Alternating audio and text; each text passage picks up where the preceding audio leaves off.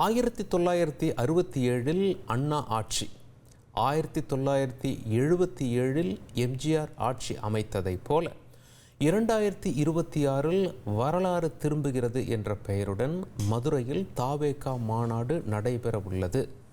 வரலாறு திரும்புமா? தாவேகா சொல்வதை போல் விஜய் ஆட்சியை பிடிக்க வாய்ப்பிருக்கிறதா? பொதுமக்கள் சொன்ன கருத்துக்களை பார்க்கலாம். அண்ணாவும் புரட்சித் தலைவரும் மக்களோட மக்களாக இருந்து சட்டமன்ற தேர்தலில் சந்திச்சுட்டு அதுக்கப்புறம் தான் முதலமைச்சராகிறாங்க. மக்களோட எந்த தொடர்பும் இல்லாமல் இப்போ ஆட்சிக்கு வரோன்னு பார்க்குறாரு. அது சாத்தியமாங்கிறது சிரமந்தான். எத்தனை மாநாடு போட்டாலும் ஜனம் கூடும், அவர் பிரபலன்றதால் ஜனம் கூடும்.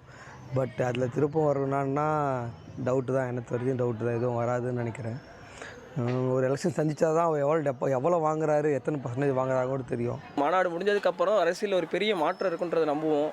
அவர் 26 முதல்வராக கண்டிப்பாக அவர் தான் வரணும். வந்தால் தான் இந்த தமிழ்நாட்டை காப்பாற்ற முடியும். அவங்க ரசிகர்கள் இருக்காங்க இல்லையா, அவங்களுக்கு ஒரு உற்சாகத்தை வேணா கொடுக்குமோ ஒழிஞ்சு இது ஓட்டா மாறுங்கிற நம்பிக்கை யாருக்குமே இல்லை.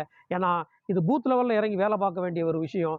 ஓட்டை மாற்றணும் அப்படின்னா பூத் லெவலில் அவங்களுக்கு தேவையான ஆட்கள் அங்கே இருக்கணும். அதுக்குண்டான சூழல் இப்போதைக்கு இல்லை. ஏன்னா கட்சி புதிய கட்சி. மக்கள் மத்தியில் பொதுவாக இளைஞர்கள் மத்தியில் ஒரு நல்ல அவர் மேலே ஒரு நல்ல ஒரு ஃபேவரான ஒரு எண்ணம் இருக்குது. இது ஒரு அரசியல் மாற்றத்துக்கு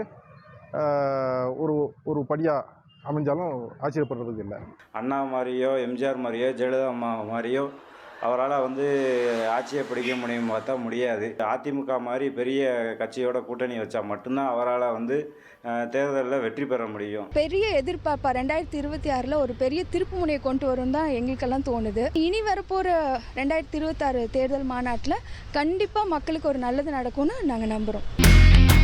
இனி செல்லும் இடமெல்லாம் செய்தி. தந்தி டிவியின் வாட்ஸ்அப் சேனலை ஃபாலோ பண்ணினா செல்ல இருக்கும் இடமெல்லாம் செய்தி. இதோ QR கோட் இப்பவே ஸ்கேன் பண்ணுங்க, ஃபாலோ பண்ணுங்க.